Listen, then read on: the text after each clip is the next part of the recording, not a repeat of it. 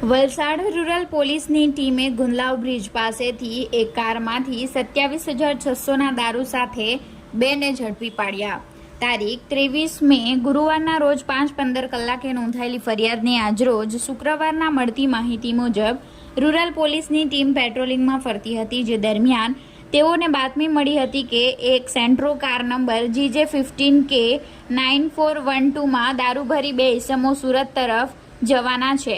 જે બાતમીના આધારે રૂરલ પોલીસે ગુંદલાવ ઓવરબ્રિજ પાસે બાતમીવાળી કારની વોચ ગોઠવી હતી। દરમિયાન બાતમીવાળી કાર આવતા પોલીસની ટીમે સરકારી લાકડા વડે ઊભી રાખવાનો ઇશારો કર્યો હતો। કાર ચાલકે કાર સાઈડે ઊભી રાખતા બંને ઇસમોને બહાર ઉતારી કારમાં ચેક કરતા 48 નંગ વિદેશી દારૂની બોટલ, જેની કિંમત 27,600 મળી આવી હતી।